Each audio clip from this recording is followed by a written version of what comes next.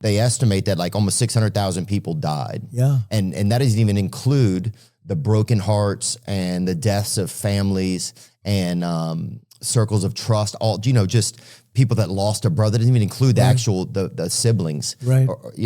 And so the ripple effect of that is huge. And there's that Sackler family that pretty much got away with it. They had a financial slap on the wrist, but we're one of the only countries that allows drug advertisements and pharmaceutical companies to advertise on television.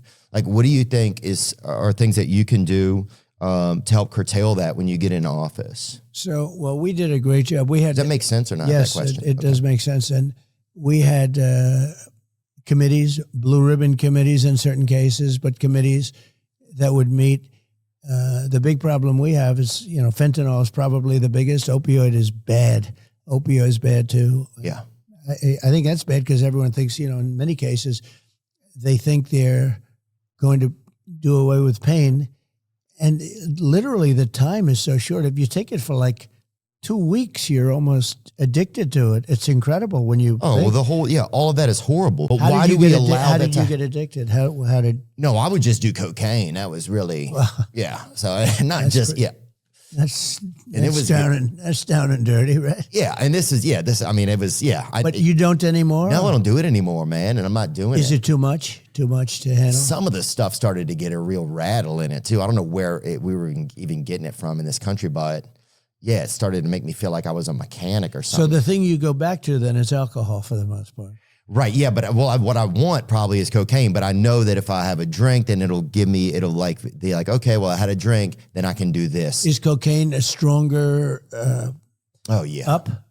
Yeah. Cocaine so you're way up with cocaine more than anything else you can think of. Cocaine will turn you into a damn owl, homie. You know what I'm saying? Yeah. You'll be out on your own porch, and you'll be your own street lamp. You're freaking. And is that a good feeling? Well, no, it's horrible. A miserable feeling. But you do it anyway, just like the guy you're saying with the scotch. Like you knew it was bad, but you still. So it's not even good during what would be normally the good time. In other words, oh wow. So why would you do it? I wouldn't. That's why I don't. Yeah, that's terrible. But it's crazy because that's what alcoholism is. I think it's that it trumps the why. Yeah. It doesn't, and it just you don't. And you just go to. It's like, so that's why they say that it's cunning, baffling, and powerful. That's what they say about alcoholism. Yeah. And it is. It's which is a bigger problem in our country, would you say? Opioids. Bigger than alcohol. Oh, for sure. I think that's one of the biggest problems. And compare that to fentanyl? Oh, yeah. Well, that's the problem is people are making fake opioids because they can't afford real ones or they're just getting them off the street and then they put fentanyl in them. Yeah. Fentanyl's like laced into everything now. It's horrible. It's horrible. Yeah. They found some in a baby rattle somewhere, I think. I don't even know where that was. But one of the things I wanted to ask you about was like, so there's like the big pharma lobbyists, like there's 1,800 big pharma lobbyists in Washington, D.C. Right. There's only 535 total representatives or senators total.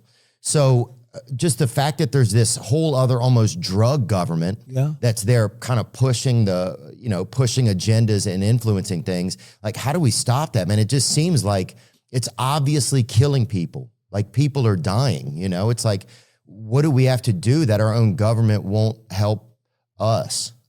Well, you have to stop listening to lobbyists. I was not a big person for lobbyists.